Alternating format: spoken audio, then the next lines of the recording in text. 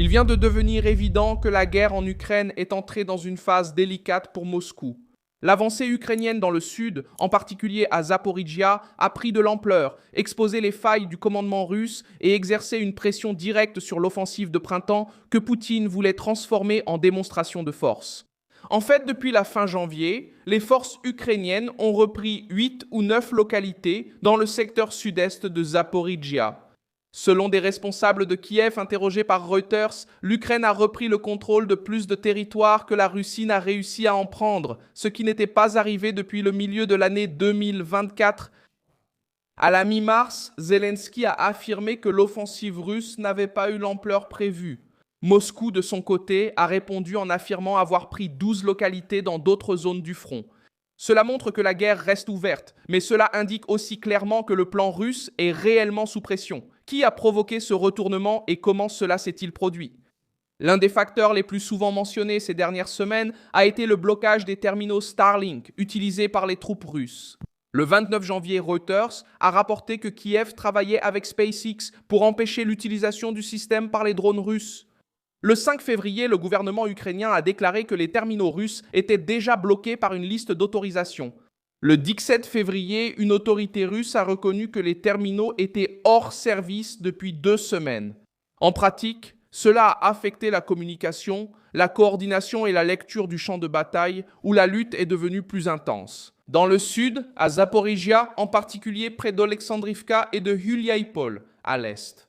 La Russie concentre sa pression sur ce qu'on appelle la ceinture de forteresses à Donetsk, avec des attaques près de Sloviansk, Pokrovsk et Kostiantynivka. Le 25 mars, Reuters a rapporté que la nouvelle offensive russe était déjà en cours. Mais les analystes ne voient encore que des gains tactiques limités, sans percée décisive. L'Associated Press a enregistré près de 400 drones lancés par Moscou et 619 attaques en 4 jours, signe que le Kremlin a augmenté le volume de feu pour tenter de reprendre l'initiative. Même des voix alignées du côté russe admettent la pression.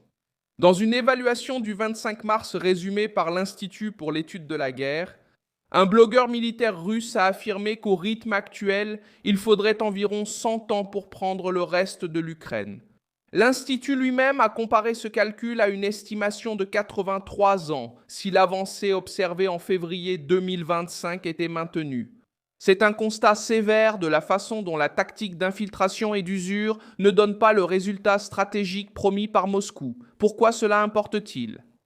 Parce que 2026 a commencé avec un revirement gênant pour Poutine. Au lieu d'aborder le printemps en dictant le rythme, Moscou doit maintenant attaquer pour reprendre les zones perdues, contenir l'usure au sud et en même temps maintenir la pression à l'est. L'Ukraine essaie de compenser le manque d'infanterie avec des drones, des attaques à moyenne portée et une réponse plus rapide sur le terrain. Ce modèle attire déjà l'attention en dehors de l'Europe. L'Associated Press et Reuters soulignent que la technologie ukrainienne est devenue un élément central de la défense et qu'elle commence même à intéresser des nations du Moyen-Orient face à la guerre contre l'Iran. Il y a encore un détail révélateur. Le 24 mars, la Russie a lancé 16 satellites en orbite basse pour tenter de construire un rival de Starlink. Ce qui apparaît maintenant, c'est une Russie obligée de lancer plus d'attaques, de dépenser plus de ressources et de chercher des solutions d'urgence. Tandis que l'Ukraine a repris son souffle dans le sud et a montré sa capacité à perturber le plan russe pour le printemps. Comme dans toute guerre, les chiffres sur les pertes et le territoire publié par les deux camps ne peuvent pas toujours être vérifiés de manière indépendante. Même ainsi, la situation la plus récente indique un retournement clair. Moscou reste dangereuse, mais elle ne donne plus la même impression de contrôle qu'elle voulait afficher au début de 2026.